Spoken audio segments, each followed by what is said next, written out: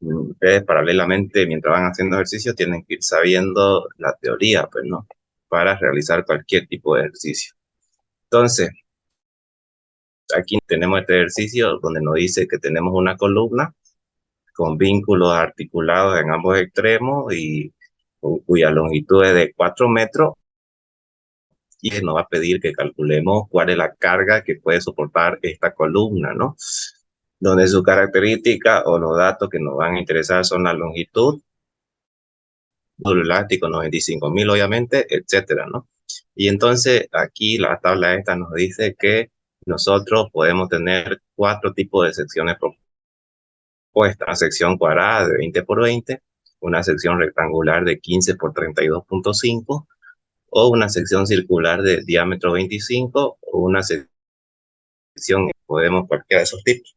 Entonces, a ver, trabajemos cómo vamos a resolver. Solución. Comencemos con la columna cuadrada, ¿no? ¿Qué vamos a decir? Vamos a decir nosotros que en cualquier elemento sometido a compresión, esto sucede más frecuentemente en las columnas, pero cualquier sometido a una carga de compresión o de acortamiento, digamos, sufre un fenómeno. Este fenómeno, conocido en estos elementos comprimidos, es el fenómeno de pandeo. ¿Qué es el fenómeno de pandeo? Es una inestabilidad lateral, ¿ya? Es decir, si bien este elemento está comprimido, la deformación que debido a esa carga es más o menos por este estilo, así algo así, así se va a deformar o se va a doblar, digamos. Entonces, este elemento va a tender a aquí en la parte media, vamos a ir aceptando a lo que están entrando. Entonces, este elemento se va a tender a fallar o a romper más o menos aquí medio. ¿Ya? Entonces aquí va a tener un desplazamiento y la rotura se va a dar aquí en la parte media. A esa rotura o desplazamiento considerable se lo conoce como pandeo, ¿ya? Ese es el pandeo. Entonces, yo tengo que ver si esta columna propensa a pandearse o a romperse por pandeo en la parte media o no. ¿Y cómo veo eso? Pues calculando o midiendo la esbeltez. Cuando hablamos de esbeltez, estamos hablando que es un parámetro que acá lo tenemos, con esta fórmula lo vamos a calcular, es un parámetro que me mide a mí qué tan largado es un elemento, ¿no? Mientras más esbelto sea un elemento, es más largo y más delgado, y mientras menos esbelto sea un elemento, es más corto y gordo, digamos, ¿no? O grueso, digamos, podríamos decir. Entonces, ese parámetro de Berté es el que tengo que calcular yo, digamos. Primero que siempre hago en cualquier elemento sometido a compresión es calcularle sus propiedades geométricas. Calculamos las propiedades geométricas. Cuando hablamos de las propiedades geométricas nos va a interesar el área y las inercias. Piense que aquí yo tengo que calcular las inercias con respecto a ambos ejes. ¿Qué es lo que sucede acá? Vamos a hacer un pequeño gráfico para más o menos representar esto, ¿ya? Le voy a dibujar un gráfico para que veamos cuál es el comportamiento. Supongamos que tenemos una columna, que tenemos una columna más o menos dada de esta manera. Ahí, vamos a dibujarla acá,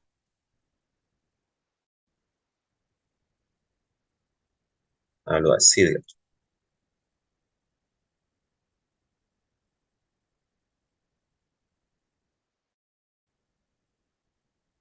Ahí tenemos una columna cualquiera, ¿no? Esta columna sometida de compresión, una carga de compresión, ¿no? Entonces esta carga de compresión va a que esta columna se tienda a pandear y ese pandeo o esa deformación lateral que se le llama puede ocurrir alrededor de los dos ejes de la sección. Es decir, vamos a representarlo. Nosotros podemos tener un eje X, borrar esto para hacerlo de una manera mejor. Puedo tener un eje X o un plano X, digamos, que es el que yo tengo acá y lo estoy representando, o puedo tener un plano Y, que es el plano Y. Entonces acá yo voy a decir este de aquí, X, y el otro plano, el perpendicular, es el Y.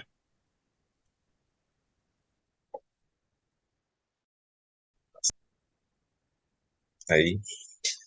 Entonces siempre va a haber un plano más débil que otro, ¿no? Eso me lo va a medir la inercia, por eso es que yo tengo que calcular inercia con respecto a ambos ejes.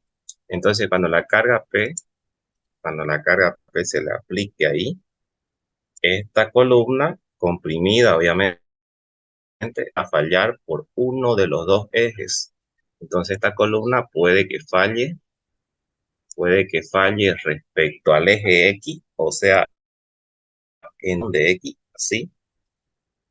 Puede que se rompa o se deforme en demasía en dirección de X, ahí, en dirección del plano X, ese desplazamiento de pandeo, digamos. O puede que falle o se deforme en demasía en dirección de Y, o sea, en esta dirección de acá, ¿no? Así. Puede ser que se rompa o falle por pandeo en esa otra dirección de Y. Vamos a borrar esto.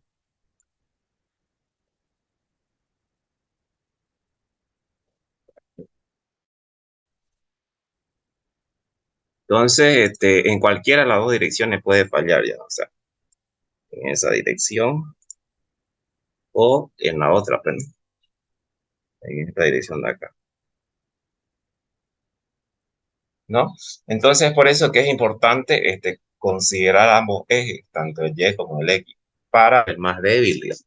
¿Y cuál va a ser el más débil? El más débil va a ser aquel que tenga menor inercia o aquel que tenga menor radio de giro, ¿no? Entonces, dentro de la propiedad de Ohm, lo que tenemos que hacer, voy a aceptar un rato acá, es calcular la inercia en X y la inercia en Y. Entonces aquí tenemos una sección cuadrada, identifico mis dos ejes, yo siempre voy a llamar eje X al horizontal y eje Y al vertical, ¿no? Pero básicamente si lo vemos en un dibujo más o menos tres que tenemos ya, ahí está el eje Y acá está el eje X, ¿no? Entonces a ambos ejes le calculo la inercia. En este caso, como es cuadrada, con respecto a ambos ejes va a ser la misma, ¿no? No se olviden que la inercia es base por altura al cubo sobre 12. Entonces, ahora esta base que nosotros tomamos aquí siempre es paralela al eje que yo estoy analizando. Si yo estoy analizando aquí X, para el eje X la base es esta. Para el eje X que está con base es esta, porque es la distancia paralela a ese eje o la distancia que está en dirección a ese eje, la paralela, ¿no? Y la altura siempre es la perpendicular. Para la distancia perpendicular es esta, entonces esta siempre es la altura. Esta va a ser la altura, ¿no? Entonces aquí no hay problema, ¿no? Porque es cuadrado 20 al cubo sobre 12, pero más adelante van a ver ustedes cuando es rectangular, eso es importante aprender para no chisparnos, digamos, ¿no? Vamos ahora con Y. Entonces ahí tenemos 20 por 20 al cubo sobre 12 y calculamos la inercia, ¿no? Ahí está la inercia. Vamos ahora para el eje Y, que es el vertical.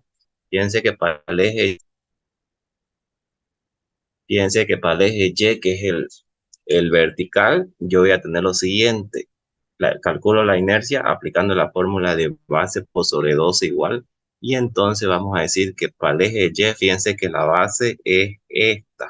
Siempre la base que tomamos es la paralela que ustedes están analizando o la distancia o la dimensión que está en dirección del eje que ustedes están analizando.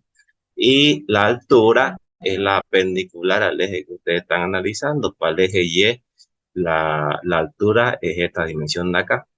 Si bien esta sección, al ser una sección cuadrada, ya no tiene relevancia eso, digamos, pero va a tener relevancia cuando veamos una sección rectangular.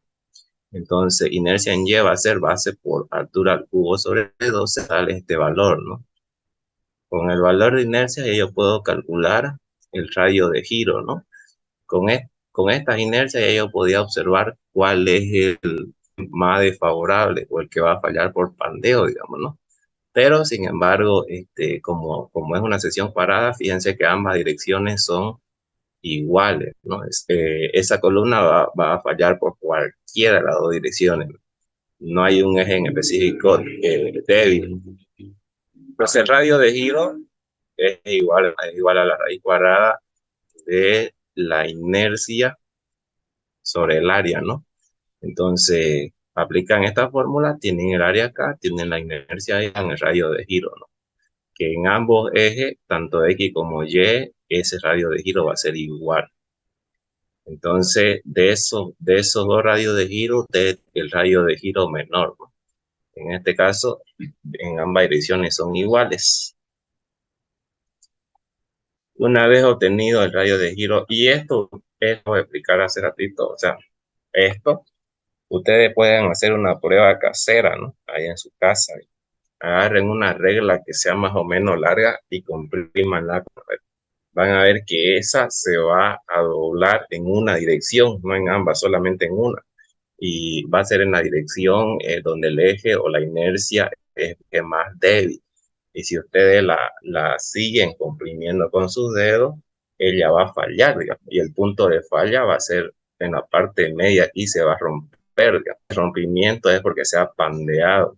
A eso se le conoce como fenómeno de pandeo, es decir, una ruptura en la parte media por una compresión excesiva, y eso es lo que hay estos elementos a compresión, digamos.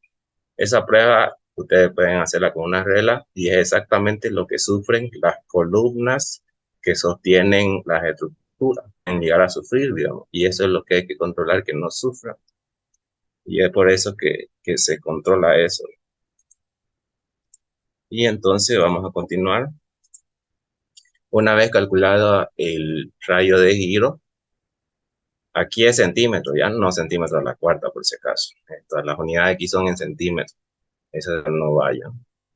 Lo siguiente que hacen es verificar en qué condiciones se encuentra nuestra columna con respecto al pandeo. Entonces, esa información me lo va a dar como esbeltez, que es el parámetro que me dice a mí si el elemento es muy largo o es muy corto, digamos. Esa es la esbeltez. Si es muy esbelto, quiere decir que es un elemento delgado. Si es poco esbelto, quiere decir que es un elemento corto y grueso, digamos. Entonces, la esbeltez obedece a esta ecuación ya. Un factor de vínculo por la longitud de la columna L sobre el radio de giro, donde este K, el libro que ustedes tienen del ingeniero, nos dice cuánto vale K. Aquí está, ¿no? Fíjense, aquí le da a ustedes ese valor que se denomina como factor de vínculo. Es decir, está en función de qué tipo de vínculo esa columna tiene en los extremos. Por ejemplo, poner acá. Por ejemplo, podemos tener nosotros cuatro casos, ¿no? Mm, Más conocidos, cuatro casos. Entonces, este primer caso, que es el de ahí, ponerlo por negro. Entonces decíamos, pero otra vez, podemos tener nosotros cuatro casos. Un primer caso en donde el elemento tiene en sus extremos vínculos o simples, digamos. O sea, apoyos simples o articulados, que es lo mismo. Entonces se denomina como articulado. O sea, en sus extremos, articulación o apoyos simples. En este caso, ese valor de K, como lo dice aquí, va a valer 1. O sea, el factor de... Ahora, nosotros también podemos tener este caso de acá. Ese caso de ahí es el caso en el que ambos extremos tengan vínculos empotrados, ¿no? El caso de vínculos empotrados. Entonces acá vamos a decir empotrado, empotrado. Y ese valor de K o factor es 0,5. O sea, empotramiento en ambos extremos, ¿no? 0.5, ¿ya? Aquí esto no me deja escribir lo que queremos mostrar. Y aquí está, fíjense, 0.5. Y el valor teórico es el que se toma, ¿ya? El recomendado, no el teórico. También podemos, este caso de acá, que es el caso de en donde la columna tiene un vínculo articulado, y el otro empotrado, ¿no? Articulación o apoyo simple en un extremo y empotramiento en el otro. No importa en dónde se encuentra o en dónde se encuentra el empotramiento. En este caso, este es un empotrado articulado y el valor de K se lo toma 0.7. Este de aquí, ¿no? 0,7. Y es el que muestra aquí, ¿no? 0. Y podemos tener un último caso muy conocido, que es el caso en el que tengamos una columna con vínculo empotrado, un lado y el otro libre, ¿no? Este es el caso de una columna con empotramiento en un extremo y libre en el otro. En este caso, el valor de K vale 2.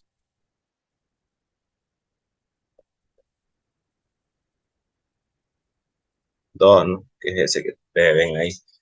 Hay otro caso igual poco conocido, poco el caso que se tenga, digamos, pero no lo vamos a usar. Empotramiento en un extremo y apoyo guiado en el otro, ¿no? Un apoyo guiado dentro.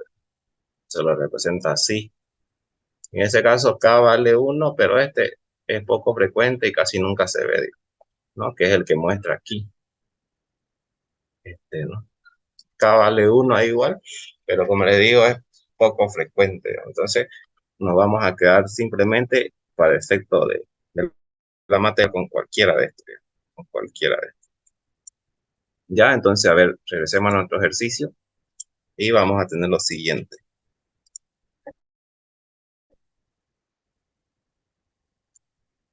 Aquí, ¿no? Entonces ya determinamos que K, como a nosotros el ejercicio nos dijo que yo considero una columna articulados, entonces articulado en ambos extremos, entonces el valor de K yo lo tengo que tomar igual a 1, ¿no? Ahí. Entonces, aplicando la fórmula de T por la longitud de la columna, que es 4 metros o 400 centímetros sobre el radio de giro, ¿ya? Eso me da este valor de Beltès. La Beltès. Muy bien, con este parámetro o Beltès ya yo puedo clasificar esa columna. Y la clasificación la vamos a tomar según lo siguiente. ¿Ya? Acá. Y lo que hago es clasificar o sea, fíjense que aquí hay un apartado donde dice clasificación. Entonces vamos a aplicar esto y vamos a decir lo siguiente. Nosotros podemos tener 3 clasificaciones, ¿ya?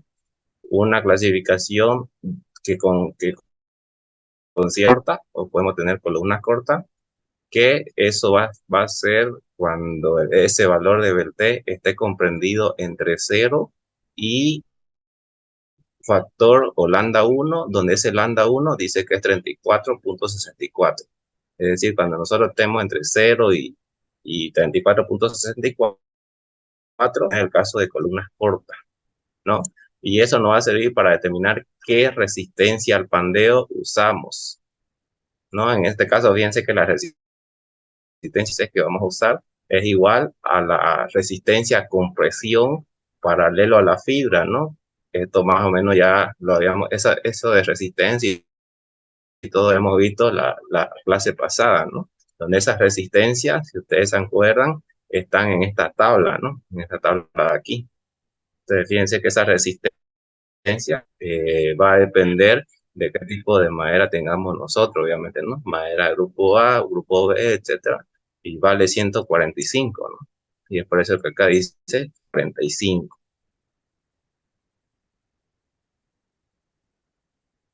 Ahí, ¿no? Fíjense, Fc', que es la resistencia a compresión paralelo a la fibra, 45, ¿no?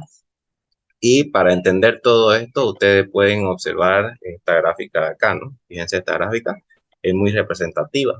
Entonces, ¿qué me está escribiendo una gráfica? Pues esa gráfica me quiere decir lo siguiente. Fíjense cómo va describiendo esta gráfica, donde nosotros vamos a tener que la gráfica, para empezar, esta es una resistencia al pandeo que lo describe el eje vertical versus Eveltés, ¿no? Versus Eveltés. Entonces, fíjense cómo va describiéndose, va disminuyendo a medida que aumenta la Eveltés, ¿no? Y describamos los límites. La gráfica se comporta de una manera horizontal, con una alta resistencia hasta este punto. Hasta este punto. A partir de este punto ya comienza a disminuir, ¿no? Ese punto así, tiene una resistencia pandeo constante, dice que obedece a este valor aquí, lambda 1, donde lambda 1 es 34.64. Y entonces, a partir de aquí hasta aquí, nosotros vamos a tener el rango de columnas 1. Es decir, de 0 hasta lambda 1, que lo describe este punto, van a ser las columnas cortas, el comportamiento de las columnas cortas. Que si observamos la gráfica, esas columnas cortas que están en el rango 1 tienen una alta resistencia al pandeo, ¿no? Fíjense que la gráfica es horizontal, entonces quiere decir que tienen una eficiencia al pandeo. Sin embargo, a partir de ese punto, de 34.64 que obedece a este valor de aquí, ya la gráfica comienza a bajar, es decir, que la resistencia al pandeo ya comienza a disminuir. Entonces yo tengo otra línea recta decreciente que va desde aquí hasta aquí, ¿no? Entonces aquí yo tengo el rango de columnas 2 o las columnas 2 que lo describen las columnas intermedias, número 2, ¿no?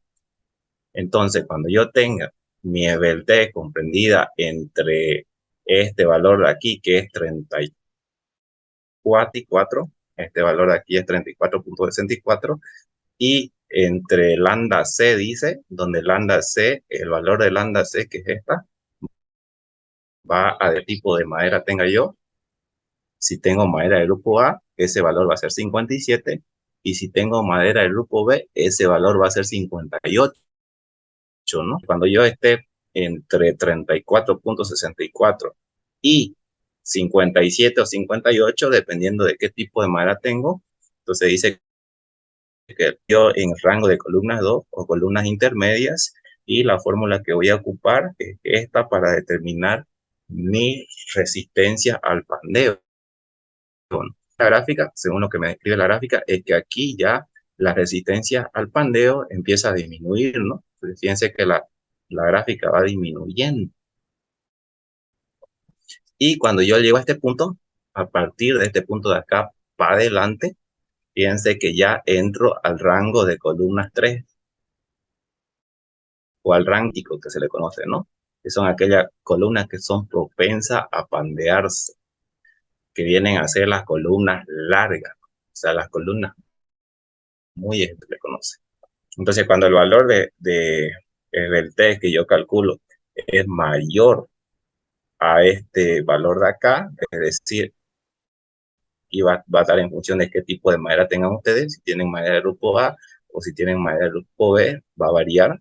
Para uno es 57, para A y para B es 58. Ustedes tienen esto o les sale esto, dice que la fórmula, ustedes están en el rango de las columnas largas, y la fórmula que van a ocupar para calcular la resistencia al pan acá, ¿ya?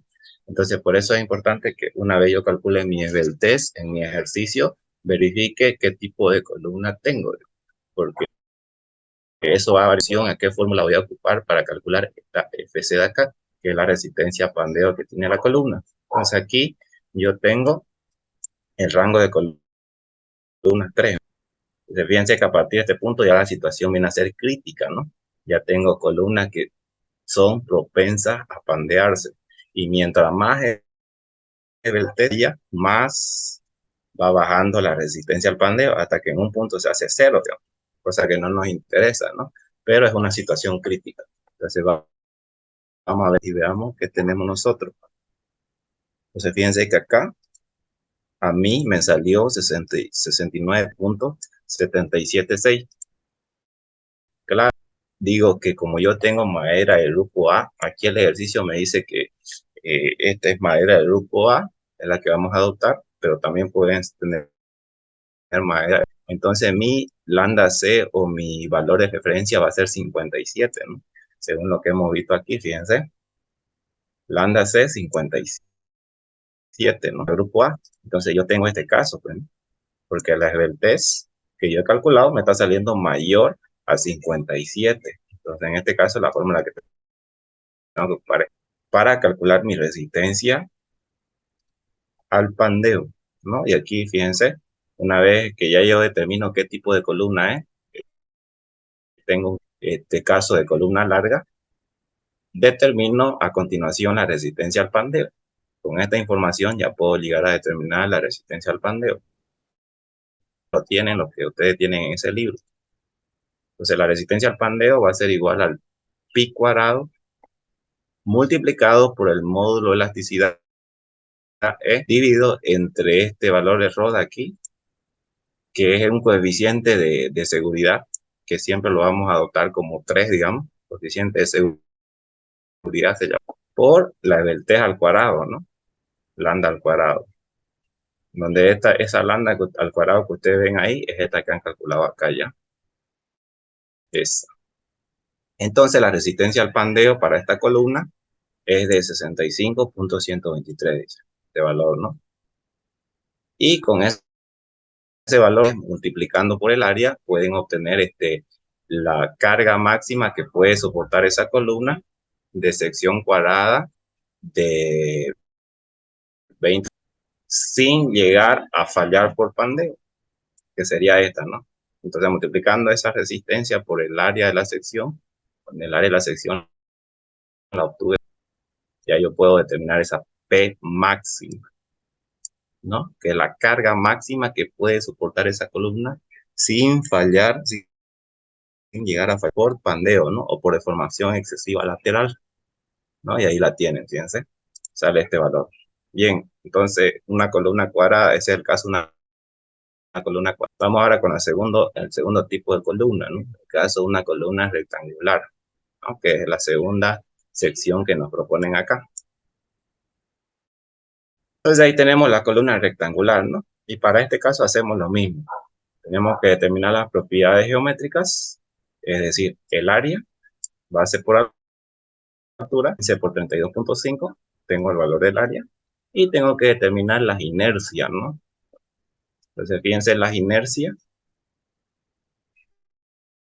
Nosotros acá,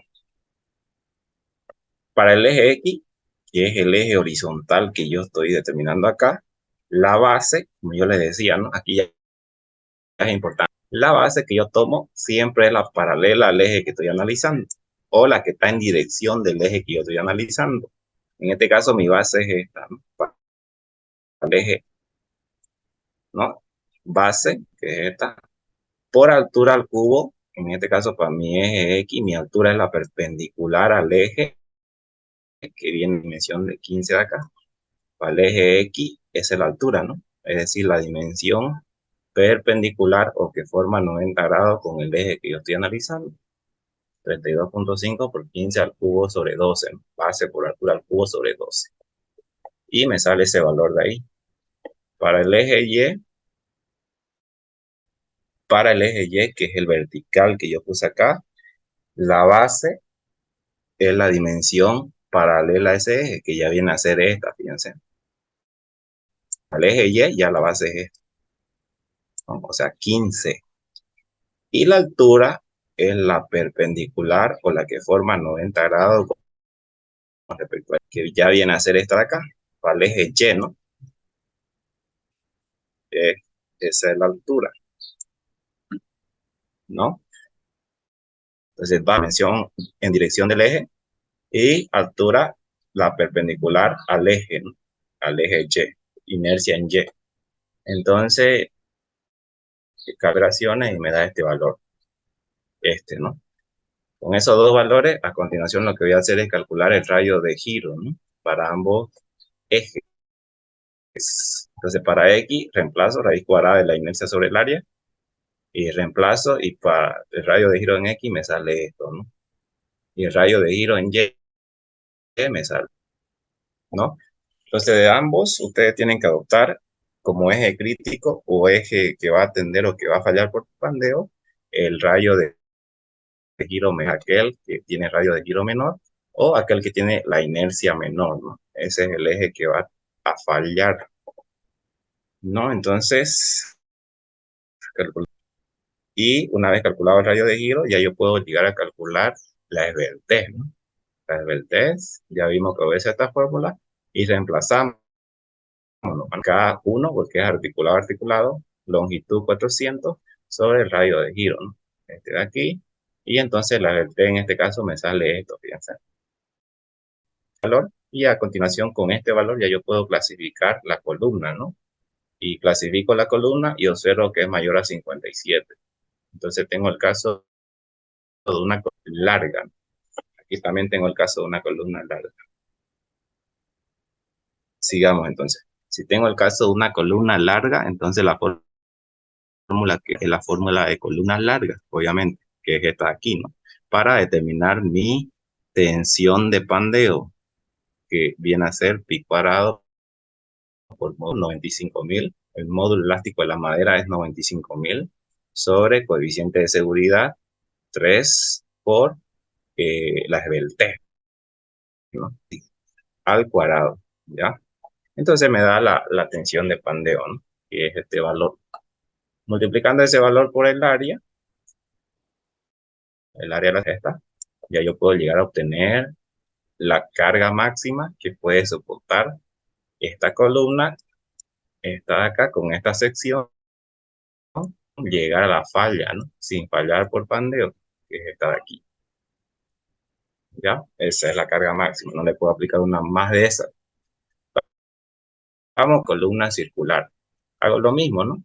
Eje X, el horizontal, y eje Y, el vertical.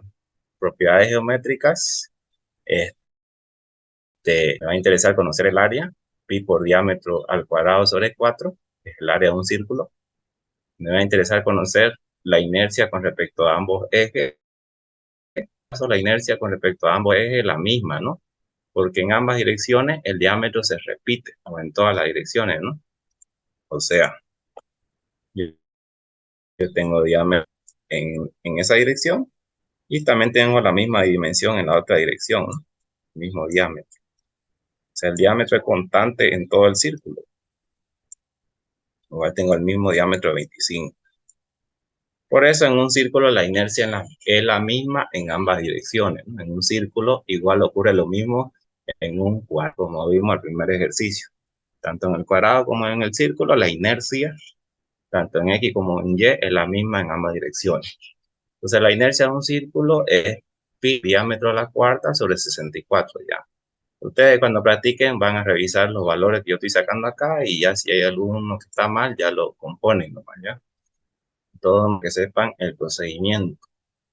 Entonces le calculan inercia en X, pi por diámetro a la cuarta sobre 64, le sale este valor, digamos, y inercia en Y le sale, o sea, el mismo, ¿no? En ambas direcciones o en ambos ejes la inercia es la misma. Y por consiguiente el radio de giro igual va a ser el mismo, ¿no? En ambas direcciones. Radio de giro en X, giro en Y. Ya que a mí me sale esto, ustedes van a verificar si esto está bien, está mal, y si está mal, los resultados me refiero, ¿no? Lo corrigen. Eso es netamente calculado. Y entonces, una vez calculado eso, hacemos lo mismo, calculado el radio de giro, el menor, que en este caso, como es círculo, en ambas direcciones, procedemos a calcular la esbeltez, ¿no? Y la esbeltez ya sabemos que es esta fórmula, y reemplazamos nomás, ¿no? El mismo que vimos hace rato. Entonces, piensen que la esbeltez a mí es este valor de acá. Y con ese valor yo tengo que verificar en qué caso estoy, ¿no? Fíjense que ya aquí yo estoy en un caso de columna, ¿no? Me salió 38.399. Si yo sé, a ver, veamos, acá digamos, que este límite es este de acá, 34.64, y este límite de aquí es 57, según el tipo de madera que tengan ustedes. Solo tenemos, digamos, madera del grupo A, por consiguiente 57. Entonces, el valor que yo saqué ahí es de 38 punto tanto, ¿no? Entonces, la fórmula que tengo que ocupar es esta, ¿no? Donde dice que la tensión, de pandeo va a ser un coeficiente C por la resistencia a compresión paralela a la fibra, que siempre es de 145, ¿ya? Para grupo A, obviamente. Para madera del grupo B es 110, ¿no? Eso lo tienen ustedes en la tabla de resistencia para diferentes tipos de esfuerzo que vimos hace rato, ¿no? La anterior clase. Ese coeficiente C lo calcula con esta fórmula, ¿ya? Vamos a aprender cómo hacer eso. Pero la cosa es que estamos fíjense, ahí estamos en caso número 2, el caso de columnas intermedias, ¿no? Entonces, trabajemos.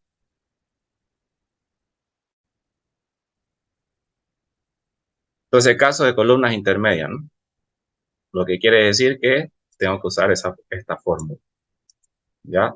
Y lo primero, el coeficiente C, ¿no? El coeficiente C se determina con esto, ¿no? Va a ser 1 menos 1/3 por, abro corchete, este valor de esbeltez de aquí es el que yo he calculado acá, o sea, los 38, y este valor de esbeltez de acá es el límite de 5 si es madera del grupo A y de 58 si es madera del grupo B, ¿ya? Como ustedes lo han visto ahí, entonces fíjense que haciendo esa operación a mí me sale este. Obtenido ese valor, ya puedo calcular con esta fórmula la resistencia a pandeo de esta columna. Entonces va a ser, se me salió esto por 145, ¿no? Que es la resistencia a compresión de la madera paralela a sus fibras. 145, ¿no?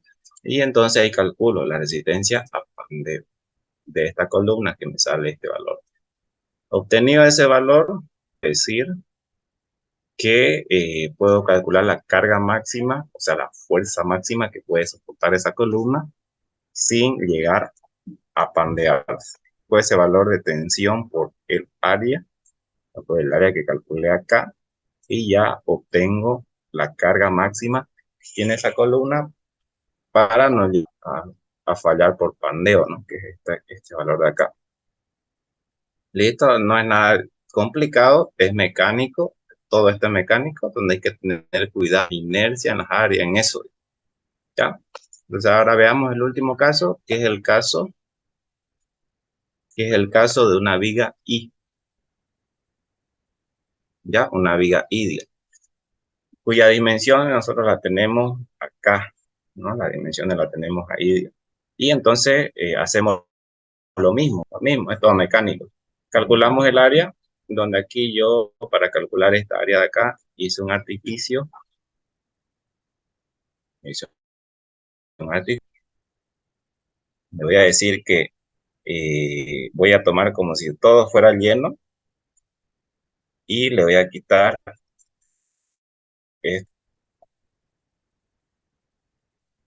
estos espacios vacíos. Ya voy a tomar como lleno y lo que voy a hacer es estos espacios vacíos,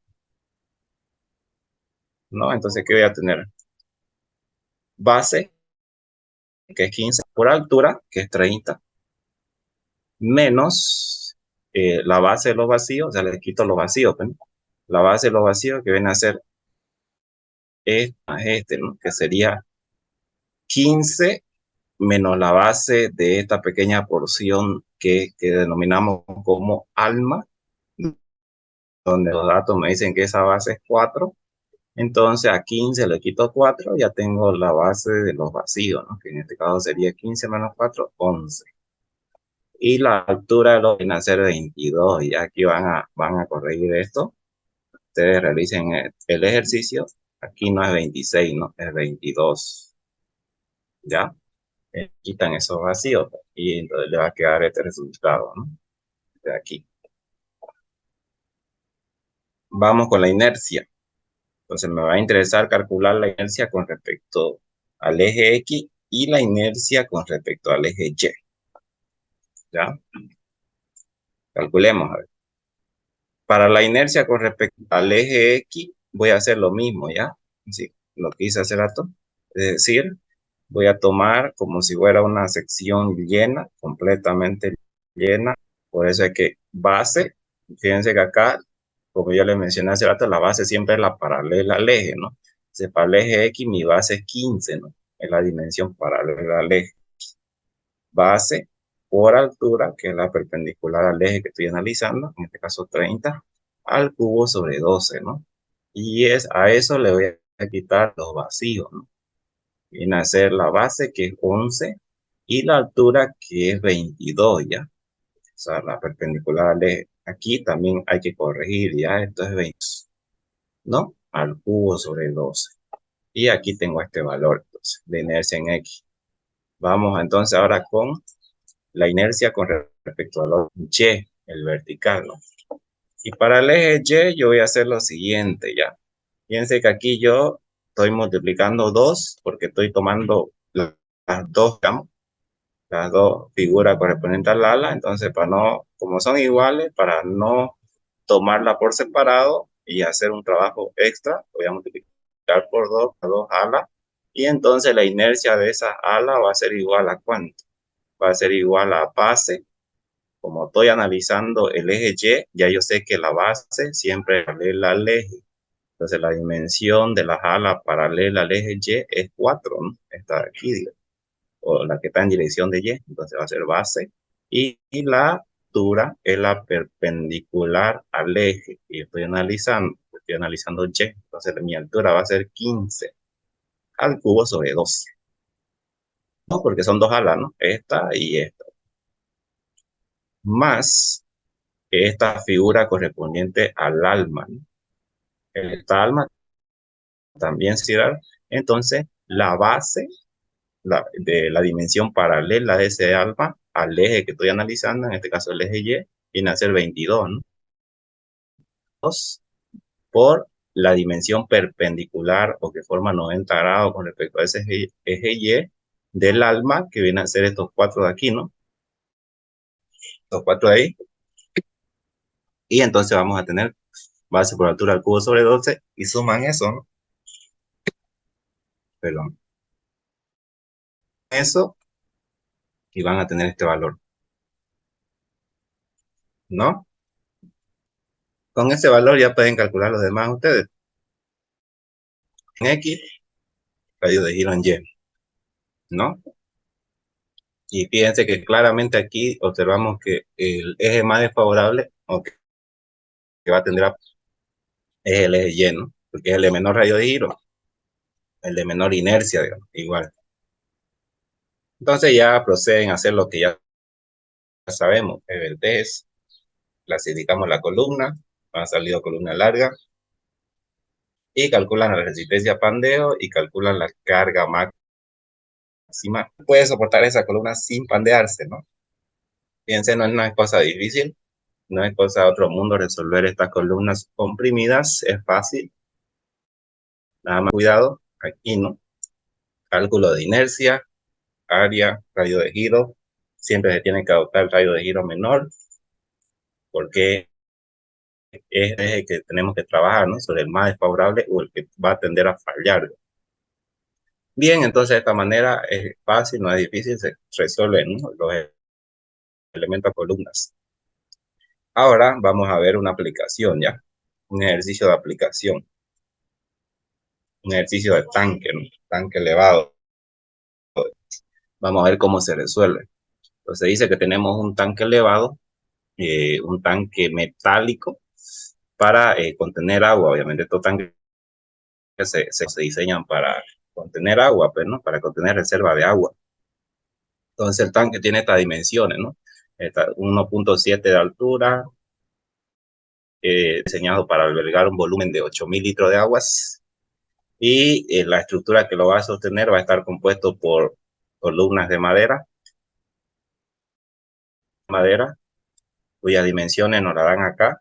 esa columna de madera dice que van a ser cuadrada de 15 por 15 y vigas, ¿no? Es decir, estas vigas de acá que están encargadas de dar más rigidez o de arrostrar a la columna de madera, también son de madera estas vigas y su dimensión es 15 por 15, ¿no?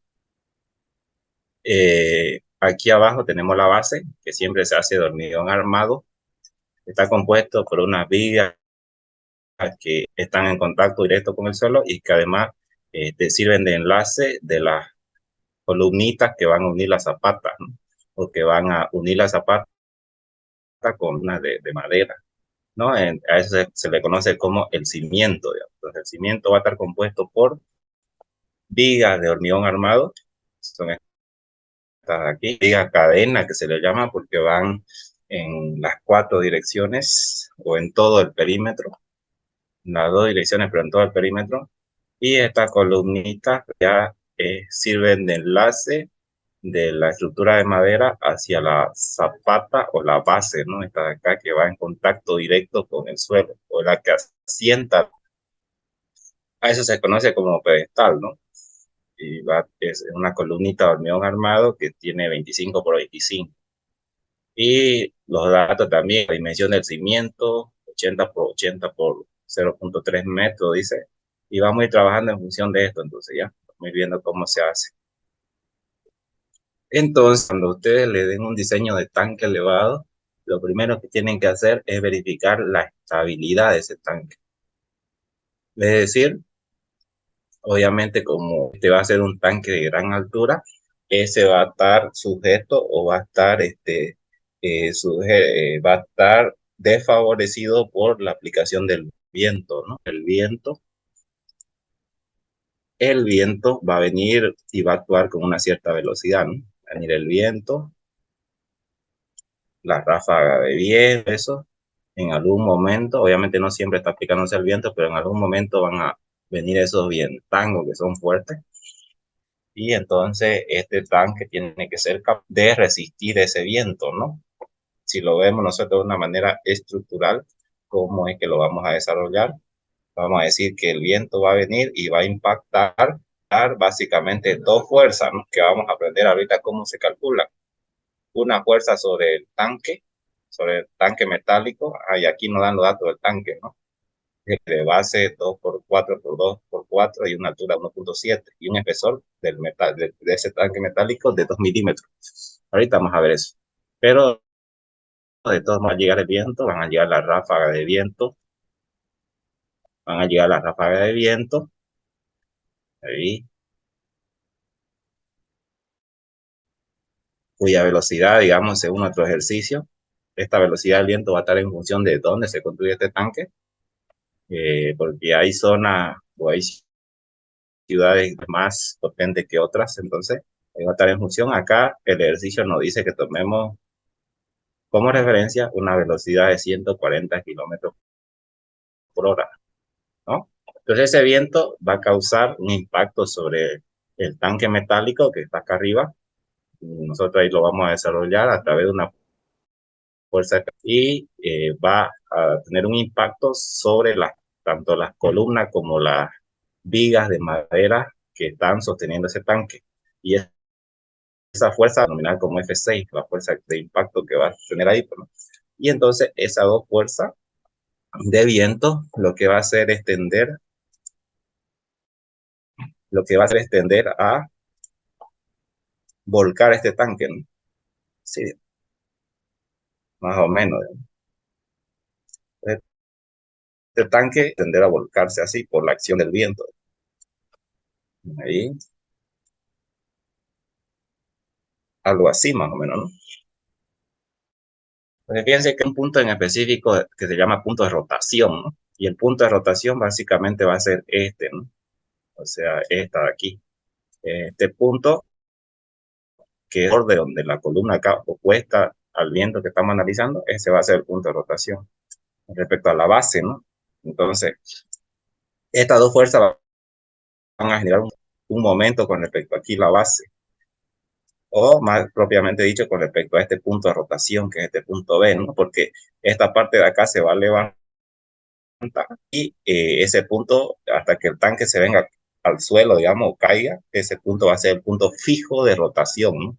Ese punto B de aquí, digamos, o sea, sería esta pata de aquí, ¿no? Ahí. Entonces, la fuerza que se va a oponer a esa rotación o a ese vuelco, o al vuelco, aquí está el momento volcador. Estas dos fuerzas van a generar un momento volcador, y la fuerza que se tiene que oponer a ese vuelco tiene que ser, obviamente, el peso, ¿no? Peso de los materiales o de los componentes que componen ese tanque. Dibujarlo acá. Ahí, ¿no? O sea, el peso que está concentrado en el centro, el peso del tanque es el que se encarga de oponerse a ese vuelco. Obviamente siempre se opone a que el viento lleve cualquier cosa, pero si sopla un viento fuertísimo, a nosotros no nos lleva porque somos pesados. Pero, o cualquier elemento, una hoja cualquiera, pues no tienen peso prácticamente, son livianas, entonces eso se lo lleva. Entonces, el peso es el componente físico que se opone a que este tanque vuelque. Entonces, fíjense que ese peso, con respecto al punto de rotación, va a tener una cierta distancia. Vamos a ver cuánto equivale esa distancia, no sé, etcétera. Va a tener esa distancia que podemos decir z, digamos. Entonces, este peso con respecto a B también va a generar un momento, pero ese momento es un momento estabilizador. Es decir, nosotros acá la denominamos como momento resistente, opuesto al volcador, obviamente, ¿no? Es un momento antihorario. Es el que se opone al vuelco que le ofrece el viento. Entonces, nosotros para verificar la estabilidad va a ser el momento resistente. Entonces, nosotros para verificar la estabilidad de este tanque, vamos a decir que se tiene que cumplir el momento resistente o el momento de resistencia opuesta que ofrece el peso de todos los elementos, tiene que ser siempre mayor o igual a 1.5 el momento volcador, ¿no? O momento solicitante. Esta es la ecuación que se tiene que cumplir para verificar que ese tanque va a ser estable, no se va a volcar cuando venga un viento de 140 kilómetros por hora. Aquí fíjense que se le mayora al momento volcador 1.5, con un coeficiente de 1.5 por seguridad, ¿no? Siempre eso. Entonces eso es lo que vamos a verificar a continuación. Vamos a ver cómo se hace, pero de una manera un poco explicada, ¿no? Bien. Entonces, ¿qué vamos a decir? Vamos a decir lo siguiente. Para ello, ustedes más o menos tienen que leer esta teoría, ¿ya? Esta teoría, que aquí es la teoría del viento, obviamente, o sea, de cómo actúa la carga de viento y todo eso. Y entonces la fórmula general, fíjense que el viento obviamente viene con ráfaga, viene directamente como una fuerza. No es que el viento viene en ráfaga. Físicamente no es una fuerza estática aplicada, digamos, o sea, viene así en ráfaga. Velocidad de viento y todo eso. Y entonces nosotros, a manera de hacer un cálculo estructural, lo que hacemos es transformar esa ráfaga como una carga o una presión aplicada en la superficie donde actúa. Entonces, esa transformación la hacemos a través de esta ecuación de aquí. Y está aquí la ecuación para hacer que esa ráfaga de viento se transforme en una presión aplicada en la superficie de impacto del viento, ¿no? Y esta ecuación yo la tengo más resumida o mejor explicada acá en el ejercicio que yo he sacado de aquí. Entonces, esa presión que transforma la ráfaga de viento en presiones aplicadas en la superficie de contacto va a ser igual a carga Q, una presión Q, donde esa Q se calcula con esta fórmula, 0.00482 por la velocidad del viento al cuadrado, un coeficiente de forma, ese coeficiente de forma de ahí va a estar en función de si el viento impacta directamente o indirectamente en la superficie. Piense que si yo estoy analizando el viento en esa dirección, vamos a decir, si tomamos como ejemplo esto de acá, vamos a decir que en esta cara de aquí, el viento va a impactar directamente. A esa cara se llama cara de impacto directo, ¿no? O también se la conoce como sotavento. Cara de sotavento quiere decir cara donde el viento impacta de manera directa. Fíjense que ahí en esa cara donde el viento, o en esa superficie donde el viento impacta de manera directa, ese coeficiente de forma vale 0.8, ¿no? Pero también podemos tener otra cara en donde el viento no impacta directamente, sino indirectamente. En este caso viene a ser la cara opuesta, que es esta de acá. Voy a borrar esto, que viene a ser la que está por detrás, ¿no? Esta. Dice que aquí el viento no viene, impacta de manera directa, sino que es de una manera indirecta. Entonces, esa cara se la conoce como cara o superficie en barlovento. Barlovento se conoce a eso, que quiere decir la cara que está por detrás del viento. Cara de barlovento, es decir, la cara que está por detrás del viento. Sotavento significa lo que está por delante o lo que impacta de manera directa, y barlovento lo que está por detrás. En este caso, el coeficiente de forma es, y acá lo dice, ¿no? Fíjense, para P4 dice, el coeficiente de forma es 0.4. El negativo, si bien aquí está con negativo, pero no se lo toma en cuenta en la ecuación, ¿ya? Lo único que me está queriendo indicar ese negativo es únicamente que esa superficie va a tender a entrar dentro de la estructura, o si es que va a tender a salir. Por ejemplo, esta superficie donde el viento está impactando de una manera directa, a entrarse, obviamente, ¿no? A entrarse dentro, digamos, a volarse, pero hacia adentro. Entonces, en ese caso, el coeficiente de forma es positivo, ¿no? Y además de 0. Y esta superficie que está por detrás del viento va a tender a salirse hacia afuera por acción del viento, obviamente, volarse hacia afuera, ¿no? Entonces, la superficie de viento es 0.4, y además se le pone negativo para identificar que es una superficie que va a volarse hacia afuera, para nada más. Pero el signo, cuando yo ponga, introduzca ese 0.4 en la fórmula, ya va sin el signo. Ya, entonces, veamos cómo se soluciona eso. Entonces, a eso obedece el coeficiente de forma, ¿ya? Ahorita lo vamos a ver. Este CA que ustedes ven acá es un coeficiente de altura. Toma en cuenta a qué altura está aplicándose la fuerza del viento. Obviamente, si ustedes se fijan, aquí ya más o menos lo representé. El viento este es el tanque, fíjense, el tanque, sus dimensiones, acá me lo da. Dice que el tanque tiene una base de 2.4 por 2.4 metros y una altura de 1.7. Entonces el viento va a llegar, las ráfagas de viento van a llegar y van a impactar, obviamente, ¿no? Ojo que yo, y lo voy a indicar bien para que no nos cojamos. Ojo que yo puedo tener ráfaga de viento en esta dirección, viento, digamos, o puedo tener ráfaga de viento en la otra dirección. Nunca en ambas, siempre tiene que ser en una de las dos.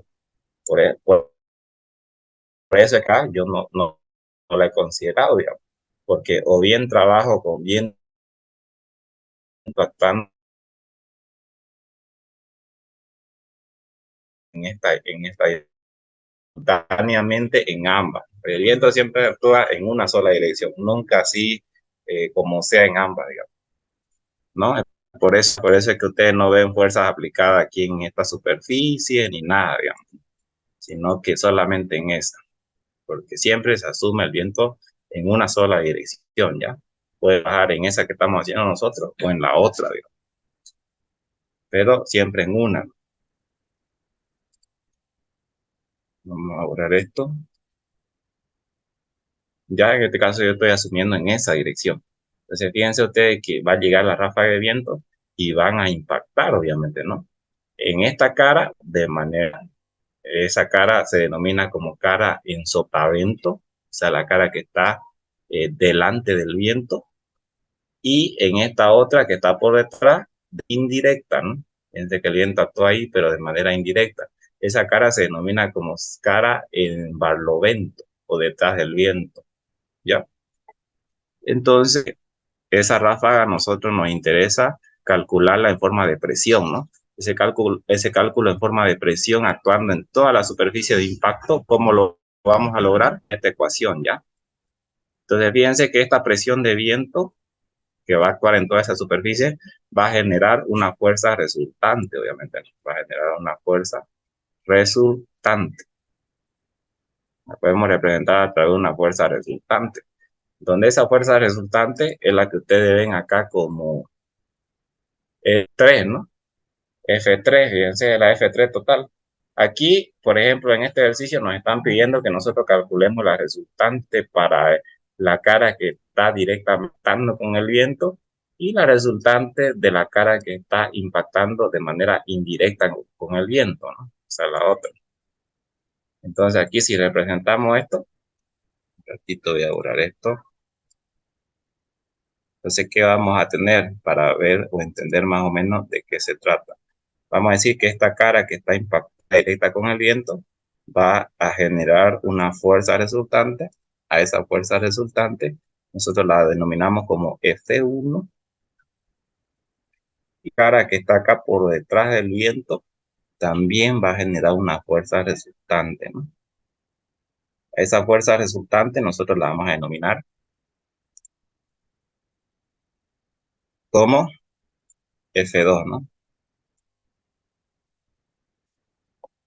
A esa la vamos a denominar como F2.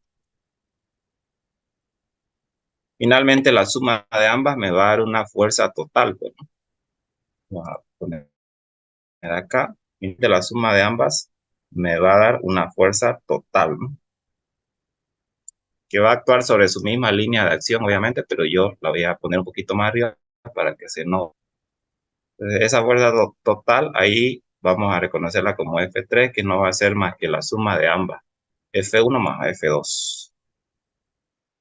F1 más F2, ¿no? Ahí. ¿Ya? Entonces estábamos explicando el coeficiente de altura, ¿no? El coeficiente de altura en función de dónde actúa esa fuerza. Entonces esa fuerza, habíamos dicho que actúa en el centro, por consiguiente actúa a la mitad de la altura del tanque, ¿no es cierto? Entonces si, por ejemplo, identificamos esa altura, acá, vamos a decir que desde la base hasta donde actúa esa fuerza, que puede ser, que es esta H3 que ustedes ven acá, fíjense, ella lo denominó como H3, es igual, si yo hago esa operación, va a ser igual a 10 metros que hay desde la base hasta aquí, más la mitad del tanque, ¿no? Que sería 0,85. Entonces aquí, por ejemplo, esa altura va a ser 10,85, ¿no? Y entonces esa altura es la que tengo que identificar para saber cuánto vale mi coeficiente de altura. Porque dice que si la altura esa donde actúa la resulta es menor a 10, entonces ese coeficiente de altura va a ser 1. Si la altura esa donde actúa la fuerza resultante es mayor a 10, entonces yo el coeficiente de altura puedo calcular con esta formulita de aquí ya.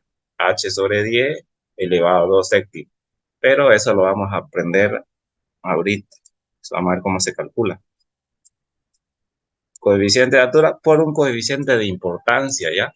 Ese coeficiente de importancia va a depender de en qué parte o en qué zona se construye el tanque.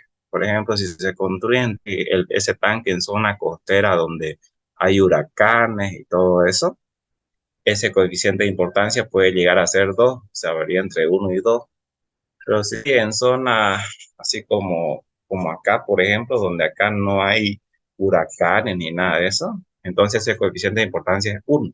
Aquí y nosotros como 1, ¿ya? Pero eso varía en función de eso. Hay tablas que dicen eso, ¿no? Para zona de huracanes de grado 1, el coeficiente es 1,2, zona de grado 2, 1,5, así. Pero nosotros acá siempre vamos a tomar como 1, ¿ya? Porque vamos a asumir que este tanque lo estamos construyendo acá, ¿ya? Entonces trabajemos. Verifica esto. Lo primero, la carga Q. La carga Q en función de la ráfaga de viento o de la velocidad de viento. Entonces se calcula con esta fórmula ya, 0.00482 por la velocidad del viento al cuadrado. Fíjense que la velocidad del viento es la que ustedes le han dado aquí, ¿no? 140. Bien, más que reemplazar. Y me da este valor, ¿no? 94.47 kilos por metro cuadrado. Y a continuación veo cuál es el coeficiente de... Identifiquemos si tenemos que tomar uno o tenemos que tomar este valor. Entonces, como yo estoy trabajando la fuerza de viento sobre el tanque, yo ya me di cuenta, esa fuerza va a actuar en el centro del tanque, entonces su altura va a ser de 10.85, ¿no? O sea, la altura desde la base hasta donde comienza el tanque, más la altura del tanque. Eso va a ser 10.85, ¿no? 10 más 0.85, 10.85. ¿No? Y aquí está, fíjense, como H3, o altura donde va a actuar esa fuerza de 10.85, es mayor a 10, entonces yo tengo que usar esta formulita de aquí para el coeficiente de altura. Y aplicamos esta H de aquí, esa H de ahí, es los 10.85 de acá, sobre eso elevado a 2 séptimos, ¿no? Y entonces ahí tienen ese valor, fíjense, coeficiente de altura.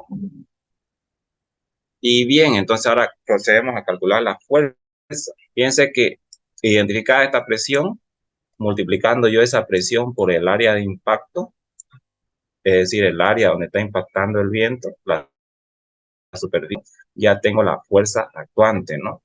Entonces, tal como me lo pide el ejercicio, yo voy a calcular la fuerza F1, que es la fuerza sobre la superficie, el viento llega de manera directa, y voy a calcular la fuerza en la superficie opuesta, donde el viento llega de manera indirecta, que la F2. Hagamos entonces ese cálculo. A ver, aplicamos la fórmula y vamos a tener lo siguiente, ¿no? F1 igual a Q, fíjense, que ya identifiqué que vale esto, por el coeficiente de forma para F1, ya uno la fuerza que llega, o la resultante de la fuerza que impacta en esta superficie de manera directa, ¿no? Entonces la F1 va a estar aquí, vamos a identificar. Ahí va a estar la F1. Le damos a F1, que es la fuerza resultante para la donde el viento impacta de una manera directa. Entonces, fíjense que su coeficiente de forma, porque a continuación identificar el coeficiente de forma, para la superficie donde el viento impacta de manera directa, yo les había dicho que es 0.8. Por eso aquí yo tomo 0.8, ¿no? Por, dice, un coeficiente de altura. Ese coeficiente de altura es este que hemos identificado de aquí, porque ya vimos que esa fuerza se aplica a una altura mayor a 10 metros, lo calculé con esta formulita, ¿no? Es por el coeficiente de importancia, que asumiendo que vamos a construir en una zona donde no hay huracanes, entonces 1 por, si yo quiero directamente la fuerza, presión de acá, la multiplico por el área de impacto. Y el área de impacto, fíjense que es 2.4 por 1.7, ¿no? Porque mi área de impacto esta va a ser mi área de impacto, ¿no? Por la superficie de impacto, y viene a ser 2.4 por 1. Ya tengo esa área. Y ahí me sale el valor, fíjense. El valor de F1, que es la fuerza resultante de la cara donde el viento impacta de manera F1. Ahí está. Vamos con F2. Fíjense que F2 es todo lo mismo, pero lo que cambia es su coeficiente de forma. Es decir, lo que cambiar es esto, ¿no? ¿Por qué? Porque esa cara, y acá lo vamos a representar, ya ustedes se están dando cuenta seguramente, la es esta, ¿no? Acá vamos a tener la F2, o sea, la fuerza para la cara que está detrás del viento, ¿no? Esa cara, ese viento la superficie de impacto es esta, igual es 2.4 por 1.7. Y entonces es todo lo mismo a F1, pero lo que va a cambiar aquí es su coeficiente. Yo les había dicho que el coeficiente de forma para aquella superficie que está detrás del viento es 0.4, según la teoría que nosotros hemos visto en el... Aquí, fíjense, coeficiente de forma para esta superficie que está detrás del viento es 0.4. Y ahí va con un signo negativo, pero ese negativo para efecto de que no se lo introduce. Simplemente ese signo negativo me dice a mí cuándo es que la cara va a tender a volarse para afuera de la estructura y cuándo es que va a tender adentro, digamos, ¿no? Si es positivo, quiere decir que la superficie va a entrar hacia adentro de la estructura si es que falla por el viento. Y si es negativo, solamente esa superficie va a tender a volarse para afuera, digamos. Eso es más que todo, ese tema de signo, todo, es más que todo importante para estas caras que son inclinadas, ¿no? Que yo no sé si esa cara inclinada o esas calaminas que están inclinadas van a volarse, van a tender a volarse hacia adentro o hacia afuera, ¿no?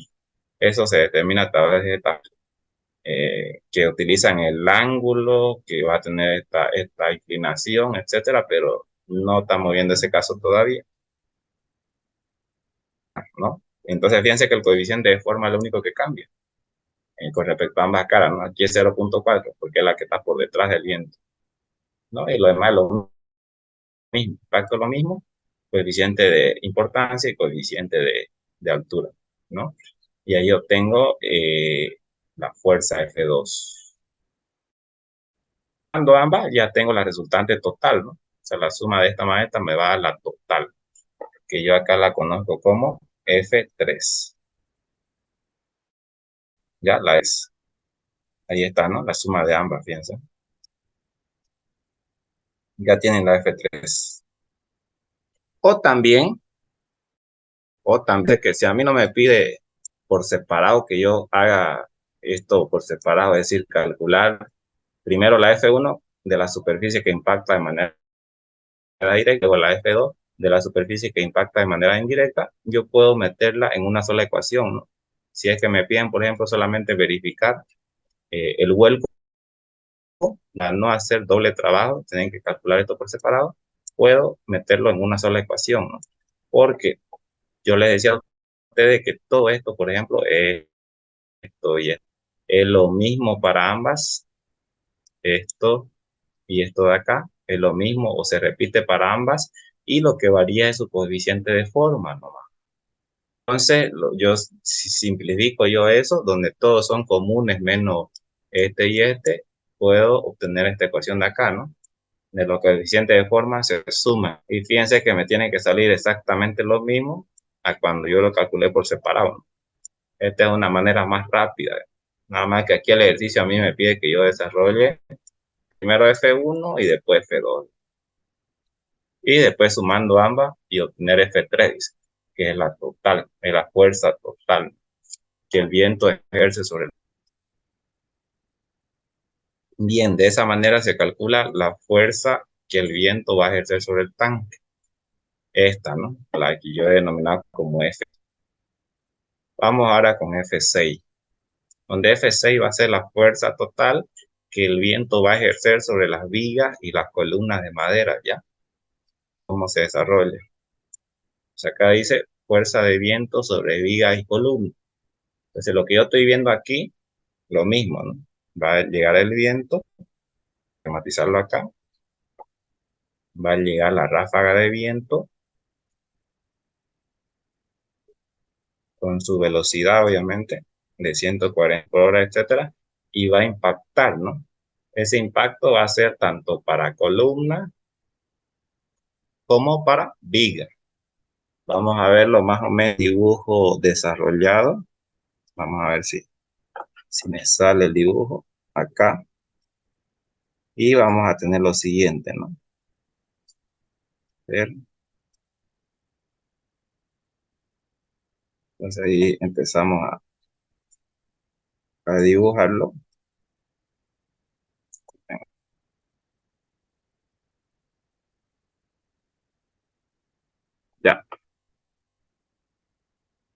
algo así, ahí,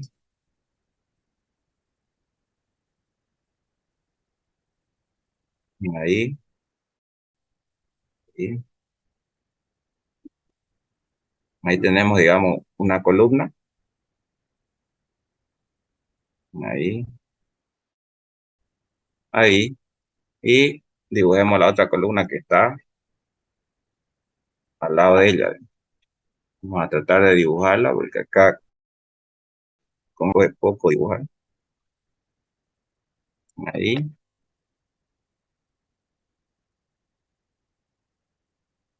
ahí,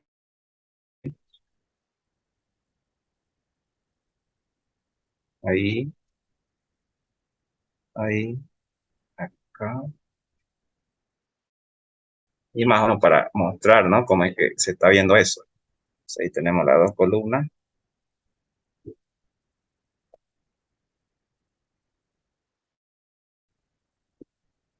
las columnas de madera. Y, digamos, para representar, dibujemos una sola viga, ¿ya? Pero ahorita vamos a ver que son 4 filas de vigas. Tenemos la viga,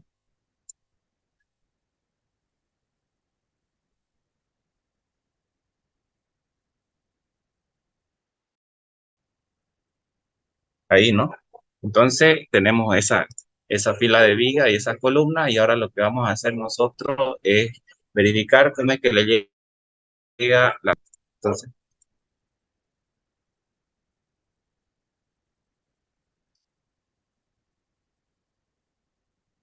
piense usted que la manera ya.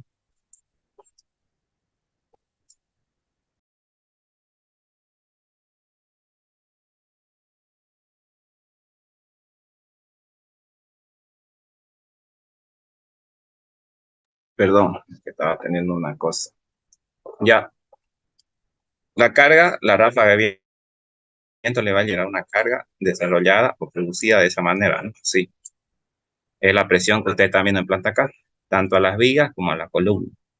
Ahí, en su superficie,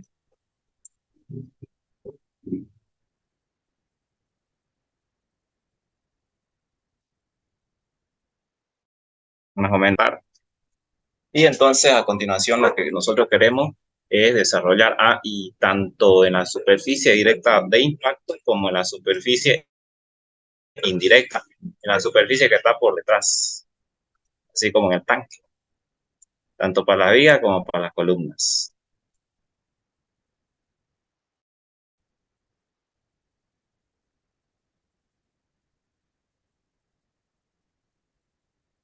Algo así más o menos, ¿no? Entonces, lo que tenemos que calcular es esa presión inicialmente y luego las fuerzas resultantes que van a ir ahí, ¿no? Y al igual que nos decían en el tanque, vamos a tener lo siguiente.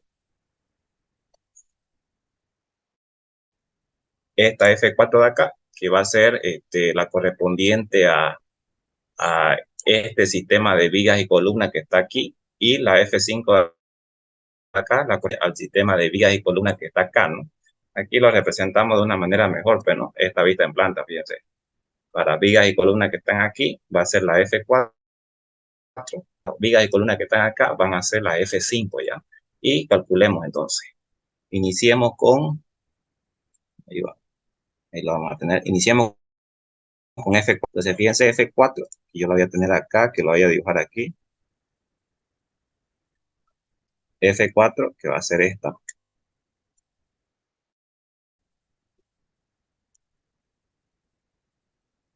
Calculémosla. Entonces yo para simplificar directamente voy a considerar ambas caras, ¿ya? Tanto la que está impactando de manera directa, que es esta, como la que está impactando de manera indirecta o la que está por detrás, que es esta de aquí.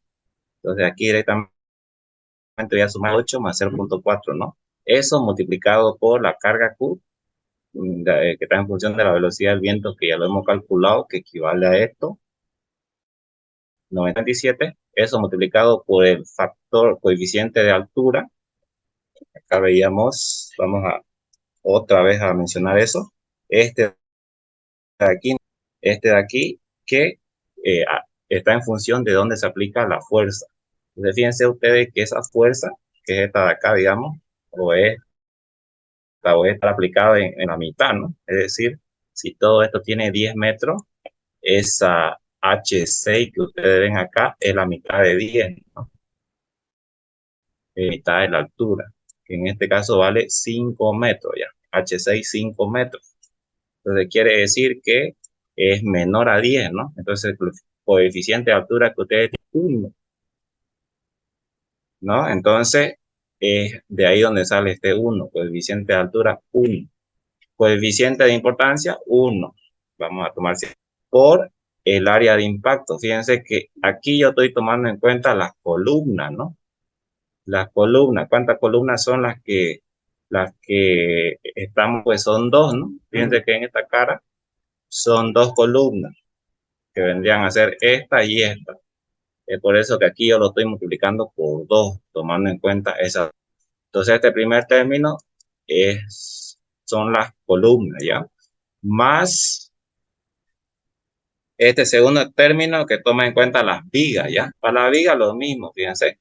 Coeficiente de forma, ya tomando en cuenta tanto la cara que está y este de aquí es el área de impacto, obviamente.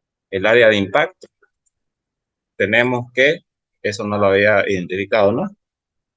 Tenemos que esta altura es la longitud de la columna. ¿Cuánto vale? 10 metros, ¿no? La altura. Y el ejercicio nos dijo que la columna tiene una sección de 15 por 15. 15 por 15, ¿no? Entonces, el área de impacto para la columna obviamente va a ser esta de aquí. Todo eso, pues, ¿no? Donde va a impactar, es decir, todo esto. Entonces, ¿cuánto sería el área de impacto? 6 por 15, ¿no? O transformándolo en metros los 15, 0.15, los 15 centímetros, porque esto es en centímetros, sería 0.15 metros. Vuelvo a repetir que eso nos lo ha dado como dato, ¿no? Fíjense las columnas, 15 por 15, 15 centímetros.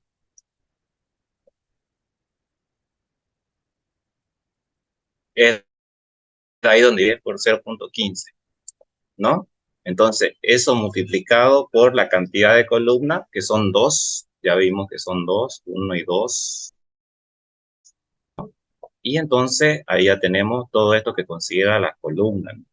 El impacto del viento sobre las columnas. Veamos el impacto del viento sobre las. Entonces, coeficiente de forma lo mismo, ¿no? Aquí yo puedo tomar directamente 1.2, porque esta es la cara donde el viento impacta directamente y esta es la donde impacta por la carga Q, por el coeficiente de altura que es 1, por el coeficiente de forma que es 1 y por el área de impacto, ¿no? Ahora fíjense esta área de impacto, que la separación o la distancia que hay entre centro de gravedad de columna es 2 metros. Y acá me lo dice, fíjense, 2 metros. Más o menos la podemos tomar como la longitud de las vigas, ¿no? 2 metros. Y las vigas dice que tienen una base de 15 y una altura de 15, es decir, sección de, representémoslo a ver, acá, aquí, ¿no? A ver si lo vemos acá. Vamos a lo siguiente, ¿no? Esta longitud es de 2 metros. 2 metros. Y la altura o las dimensiones de la viga son de 15 por base de 15. Esos son los datos que me ha dado. Ya, 15 por 15, ¿no? Esos son los datos que me dio.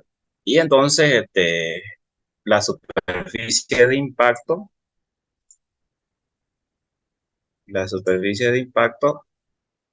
obviamente, para la viga, esa de ahí, digamos, toda esa superficie rectangular de impacto,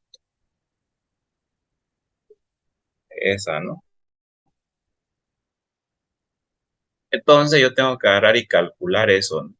Entonces, fíjense, es por eso que acá esto de aquí es el área de impacto impacto o la superimpacto, ¿no? Que viene a ser 2 por 15 centímetros o 0.15 metros, ¿no? Eso multiplicado por la cantidad de vigas que hay, no es una sola, ¿no? Sino, según yo, contemos, a ver, tenemos viga aquí, 1, tenemos viga acá, 2, tenemos viga acá, 3, y tenemos viga acá, ¿no? 4, y donde en el punto ya de contacto con el tanque también se coloca una viga de madera, ¿no? Entonces es por eso que nosotros aquí decimos que esto es 4, ¿ya? Realmente la F4 me va a quedar este valor, F4, fíjense ese valor de ahí, 476. Entonces lo que he hecho es calcular, aquí lo vamos a volver a ponerlo, lo que he hecho yo es calcular la fuerza resultante, no está ahí, ¿no? Nada más que me subí. Esta fuerza resultante, a continuación voy a calcular la fuerza resultante F5, que ya está más fácil, ¿no? Vamos a ver cómo se calcula la F5, ¿no? Donde la F5 es la fuerza resultante que está en la otra cara, ¿no? No en la otra, sino en el otro entramado de vigas y columnas. O sea, aquí. Porque la F4 es solamente para esta, pero también lo tengo, ¿no? Y fíjense que tengo las dos caras porque esto es hueco, no es libre, ¿no? Cuidado con confundirse ahí. ¿Qué quiere decir esto? Por ejemplo, para el tanque, la cara que estaba en contacto directo con el viento era esta, y la que estaba de manera indirecta era esta, ¿no? A las vigas y columnas, cuidado con decir o confundirse con pensar que esta es la cara que está de manera directa y esta es la que está de manera indirecta, ¿no? Y hacer el mismo cálculo que el viento. Eso no sucede. ¿Por qué? Porque aquí sí hay huecos, digamos.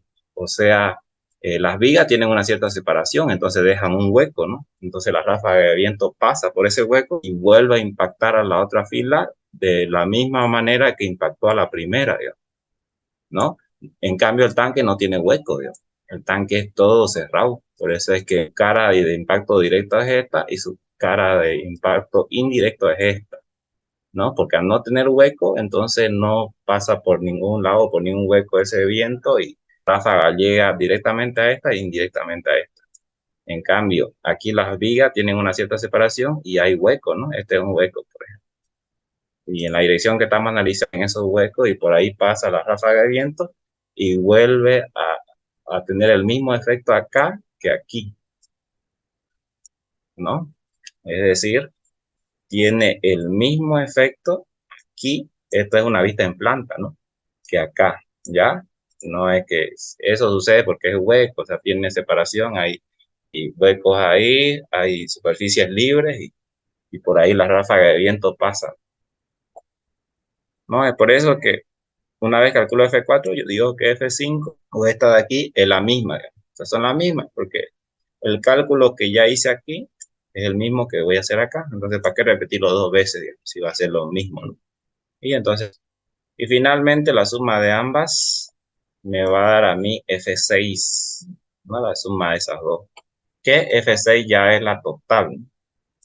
Y ahora, F6 ya es la total, que es esta de aquí, ¿no? La suma de esas dos, que va a estar actuando a una altura correspondiente a la mitad de esta de acá, ¿no? O sea, la mitad de F6. Y finalmente, ahí tengo esa fuerza, ¿no? F6. Obtenía esa fuerza, a continuación, claro, el momento volcador, ¿no? O el momento solicitante, que va a ser igual, como yo le mencionaba, va a ser igual a la fuerza en el tanque, F3, por la altura 3, o sea, la altura desde esa fuerza hasta la base, y más la fuerza en las columnas y vigas de madera por esta 6, que es la distancia hasta la base, ¿no? Es la mitad de 10, digamos, 5 metros. H3 es 10.85, ¿no? 10 más la mitad de 1.7. Y de esa manera, así como ustedes ven la ecuación acá, reemplazan, todos los datos ya son conocidos y obtienen el momento volcador, que va a hacer que se vuelque, ¿no? Que básicamente es ese que ustedes están observando ahí. este de acá, ¿no? Y ahí va a estar dado de esta manera, es ni más ni menos. A la vez ese momento solicitante, aquí voy a aprovechar, ese momento solicitante va a generar reacciones bases, ¿no? O en los apoyos, que lo estoy idealizando de esta manera, ¿no? Fíjense, va a generar esas reacciones, ¿no? Entonces, yo porque tengo este sistema de apoyo, son 4 bases que van a soportar o van a este, sostener ese tanque, y entonces yo voy a una sola fila de apoyo ya. Para hacer eso voy a dividir este momento solicitante que está en todo el sistema y voy a analizar una sola fila de apoyo, pero para el otro va a ser lo mismo, y es por eso que ese momento yo lo voy a dividir entre 2 días y voy a calcular las reacciones en las bases que genera ese momento, ¿no? Con ecuaciones de sumatoria de momento en A, y calculo esta reacción de acá, y una sumatoria de fuerzas verticales y calculo esta otra, ¿no? Con su sentido correcto, etcétera. Y ahí aprovecho y obtengo las reacciones en las bases que genera también el momento volcador, ¿no? El momento solicitante.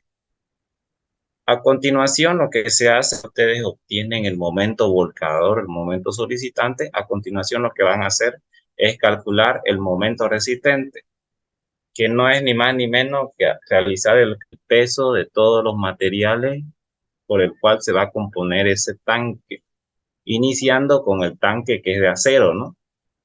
Fíjense ustedes que el tanque es de acero, cuyas dimensiones me la dice aquí. Dice que el tanque tiene una base de 2x4x2x4 y una altura de 1.7, ¿no? Y un del tanque de 2 milímetros, 0.2 centímetros. Es por eso que acá yo tengo este esquema, ¿no? El tanque, si lo veo en corto o en vista de perfil, digamos, va a tener una altura de 1.7 metros, espesor de 0.2 centímetros o 2 milímetros. Y si lo veo en planta, de ese tanque tiene estas dimensiones, ¿no? 2.4 por 2.4 con un espesor de pared de 2 milímetros o 0.2 centímetros, ¿no? Y entonces para calcular el peso, yo tengo que peso va a ser igual a peso específico por volumen, ¿no? Ustedes conocen que peso específico es igual a volumen. Si despejan el peso, van a tener esta fórmula, ¿no? Peso específico del material que están analizando por el volumen de ese material, y el volumen igual al área de la base por la longitud o por la altura, ¿no? Entonces, fíjense cómo yo hice este cálculo. Calculo el volumen y el volumen va a ser, voy a tomar como si este tanque fuera todo lleno, todo completo, y le voy a quitar la parte vacía ya. Entonces, va a ser igual a ¿qué? Todo lleno, el área de la base va a ser 2.4 por 2.4, eso multiplicado por la altura, que va a ser 1.7, ahí me da el volumen como si todo fuera lleno. Sin embargo, no todo es lleno, porque este tanque tiene un vacío, digamos, que es donde se introduce el agua. Entonces le tengo que quitar ese vacío y se lo quita de esta manera, ¿no? Base que es vacía va a tener dimensiones de 2.396. ¿Eso de dónde lo saco? Lo saco de acá, donde está. Dice que tenemos el espesor P y acá tenemos el espesor T, ¿no? Que es 2 milímetros o centímetros. Entonces, si yo a 2.4 le quito el espesor de esta pared y de esta pared, o sea, 0.02 metros, digamos, 0.02 metros, 0.2 centímetros, no sé cuánto será en metros, pero ustedes tienen que transformar en metros esto, le va a quedar esta dimensión, ¿no? 2.396, ¿verdad? Le quitan esto y le queda eso. Lo mismo con esta otra dirección, ¿no? Esto seguramente que igual le va a quedar 2.36, ¿ya? Entonces, fíjense que esto es el área de la base de la parte hueca, ¿no? 2.396 por 2.396. Eso por la altura, ¿no? Esa altura es la altura del hueco, ¿no? Que aquí lo mismo. El espesor de la tapa también 0.2 centímetros, y el espesor de del fondo igual es 2 milímetros o 0.2 centímetros, ¿no? Entonces a 7 yo le quito 0.2 centímetros, esto lo transformamos en metro obviamente, y le quito 0.2 centímetros y me va a quedar esto de aquí, 1.6 metros, y eso es lo que coloco acá, ¿no? Esa va a ser la altura del hueco. Y fíjense que ahí tengo entonces el volumen del tanque, ¿no? Ese volumen se multiplica por el peso específico. En este caso, ese tanque, los tanques estos son de acero. El peso específico del acero es de 7.850. Y tenemos ahí el peso del tanque, fíjense. Ahí calculamos entonces el peso de ese tanque, ¿no? El W, ya, peso, ¿no? Y lo mismo hacemos para las maderas, ¿ya? Ahora vamos con las columnas y vigas de madera. Y esto, hasta aquí vamos a llegar hoy. Esto lo voy a dejar para la próxima clase para explicarlo bien. Pero ustedes pueden ir, si quieren, pueden ir resolviendo otro mundo. Es solamente aplicar esta fórmula y calculan para la madera, en este caso las columnas, las 4 columnas y las vigas, ¿no? De madera. ¿Cuántas? Aquí viga, ya, no columna. Aquí, fíjense, son 4 columnas, aquí le puse columna, y aquí igual columna, ¿no? Pero esto no columna, ya, vigas. 6, ¿no? ¿Por qué 16 vigas de madera? A ver, si contamos, en cada cara nosotros tenemos 1, 2, 3 y 4, ¿no? 4 vigas de madera en cada cara. Y en este corte en planta, nosotros observamos que obviamente 4 caras, ¿no? 1, 2, 3, 4.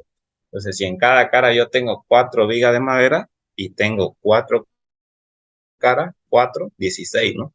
En total son 16 vigas de madera. Y de ahí donde sale este 16, ¿ya? Es de ahí donde sale este 16. Y entonces calculan el peso de la columna, de las vigas, tanto de madera y de la base de hormigón igual. El peso de las vigas de hormigón, de las columnas del pedestal de hormigón, que en este caso es esta columnita, obviamente, y de la zapata de hormigón, ¿no? Y también la tierra que trae zapata también ejerce un peso, igual se lo calcula. Aquí está como peso del suelo. Y finalmente, una vez que todos esos pesos de todos los materiales o todos los elementos del tanque, suman todo, ¿no? Y le va a dar un peso total. Ese peso total, ¿no? Que aquí ya lo calculé. Una vez obtenido ese peso total, aplico un momento con respecto al punto de rotación, que va a ser igual a este punto, en donde habíamos dicho que la distancia entre columnas es 2 metros, entonces ese peso cae a la mitad, ¿no? O sea, en el centro, la mitad de eso. Esos 2 metros son los 2 metros que usted ve aquí, ¿no? Entonces, se multiplica ese peso por la mitad de esa distancia, que va a ser 1 metro, y el momento resistente, el momento que se opone al vuelco. Va a ser este peso de acá por la mitad de esa distancia A que nosotros hemos denominado. El momento resistente, el que se opone al vuelco, o sea, el momento que genera el peso de la estructura. Y lo verifico, ¿no? Según mi cumple, digamos. Pero de aquí nosotros vamos a quedar por el día de hoy. Aquí ustedes me hacen acuerdo o también pueden ir resolviéndolo y verifican a ver si está correcto, ya. Entonces, Sí. por tiempo, porque ya tengo que pasar metálica, aquí lo vamos a dejar y voy a llamar lista ya. ¿Sí? ¿Será que por favor puede pasar los PDF para ir practicando? Ah, ya la plataforma lo voy a subir ya, aunque dicen que la plataforma está fuera de servicio, ¿no? No sé dónde mandaron eso. Ahí, si no está fuera de servicio, ahí lo voy a subir ya. Y si está al grupo de WhatsApp nomás. Ustedes ya tienen un práctico en plataforma que tienen que ir desarrollando, ya están por separado ya. El primer práctico, por ejemplo, es para el jueves de la próxima semana, que ya tienen que ir desarrollándolo. Bien, entonces ahora voy a llamar lista, eso terminamos ya. Vamos a ver. Ausi, la plataforma está cerrada de hoy hasta el martes de la Sí, próxima semana. eso me habían comentado. De todos modos, vamos, voy a verificar eso y sí, eso me habían comentado. Si está cerrada, va a tener que ser al grupo nomás. Venga, esperemos un ratito. Voy a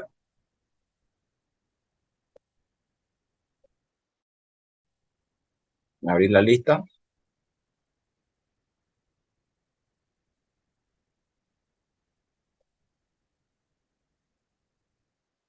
Y vamos a ver quiénes son los que han asistido.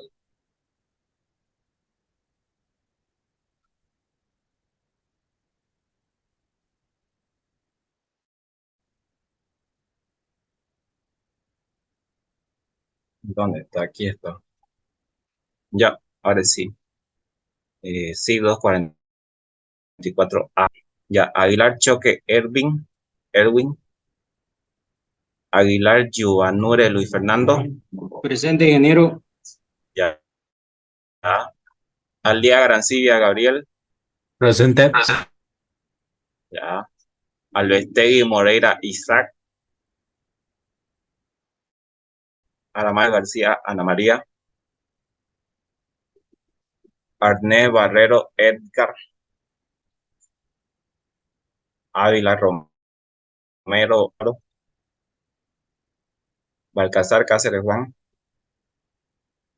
Barriento Porce Luis Miguel. Presente. Ya. Camacho Soto Vanessa. Presente. Ya. Charupá Moreno Liliane. Claros Eliana. Presente. Ya. Claudio Rosales Sebastián. Presente. Copa Mamani Lupe. Dávalos Arriarán Silverio. Durán Bustillo John. Farrell Mérida María José. Presente. Ya. García Medrano Daniela. González Méndez Presente. María. García Medrano, ¿no? Ya. González Méndez María de los Ángeles. Ya. González Moscoso Diana.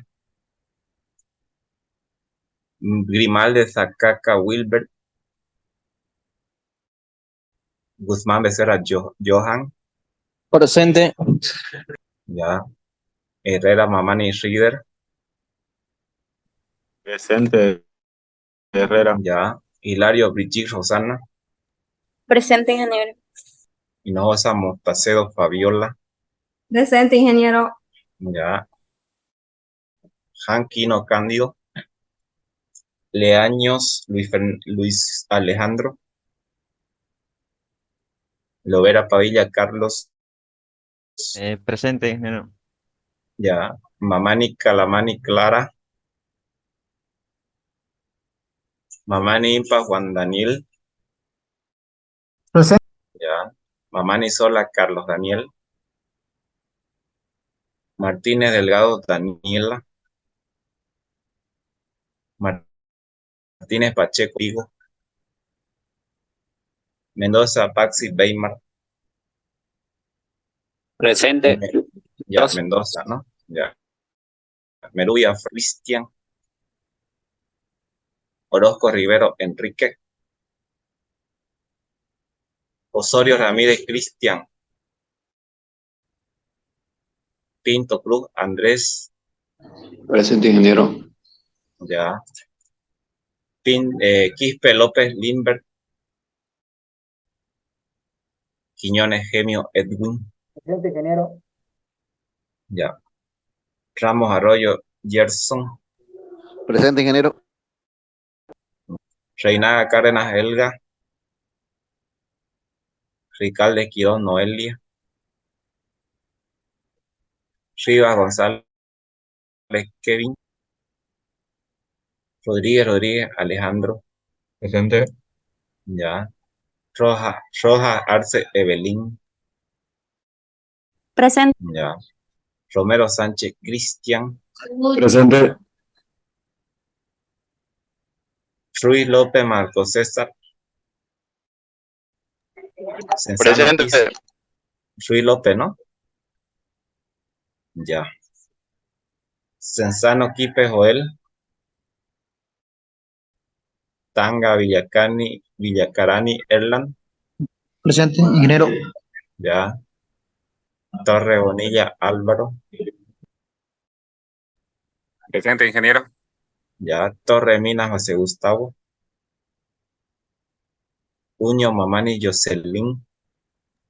Presente.